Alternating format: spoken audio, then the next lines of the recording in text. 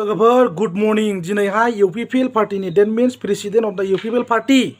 बीना गयारी एम्बु स्ट्र मोखां एबा माने अमा साइसनि सायाव दिनै रायलायगोन रायजो राजाफोर दिनै आं नोंखौ बुंगोन नोंखौ आङो क्रिटिसिज्म खालामगोन मानि थाखाय दिनै नोङो बिफोर इलेक्शन रायजो राजाफोरखौ नोङो माबायदि खोथा बुङामोन पाब्लिक प्लेसाव नोङो ओंखारनानै खोथा बुंदोंमोन सरकाराव फैयोब्ला पावाराव फैयोब्ला आङो गोरिब गुन्द्राखौ बयखौबो नायजोबगोन होननानै बुंदोंमोन नाथाय दिनै सरकाराव फैबाय नोंलाय माथो नाया गामिनि मानसिखौनो नोङो नाया आरो अल बिटिसिनि रायजो राजाफोरखौ नोङो नायगोन होननानै नोङो जि प्रमिस लानाय नोंनि जि एसुरेन्स नोंनि जि कमिटमेन्ट होनाय दिनैनि दिनाव बेकार बिना गयारिया गावहासो गिदिर गिदिर गारि बायनानै लाबाय रायजो राजाफोर दिनैनि दिनाव गोदो बुंदोंमोन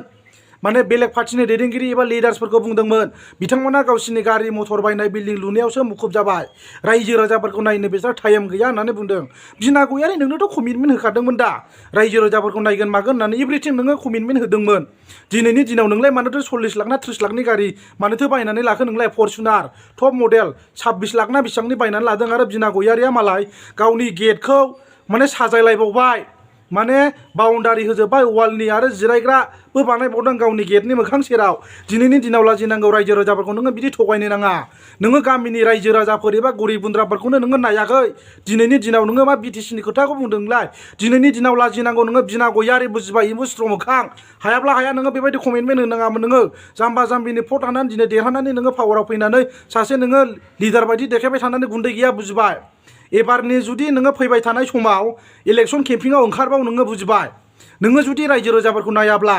बे 3 बोसोर दंबावो दा बिना गयारी जुदि नायाब्ला नोङो केम्पिंआवबो दा ओंखारखा ओरैबायदि मानसिफोर राजाफोरजों नोङो बुंजागोन बक्सि जागोन नोङो रायजो राजाफोर बुंदोंमोन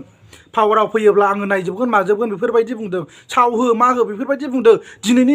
दिनाव नोङो सासे सुनिखा नोङो ओरैबायदि डेन्जार माल माने थगायनानै जाग्रा नोङो मोनथिबाय नोङो डेन्जार बुजिबाय जेखि जादोला माने थगाय थसि सरकाराव फैबानो जाबाय बेफोरबायदि माखासे स्ट्रेटेजि खालामनानै नोंसोरो पलिटिकेल गेलेदोंमोन दा बेनो लास्ट जाजोबखा दिनैनि दिनाव बुजिबाय लाजिनो रोङै बिना गयारी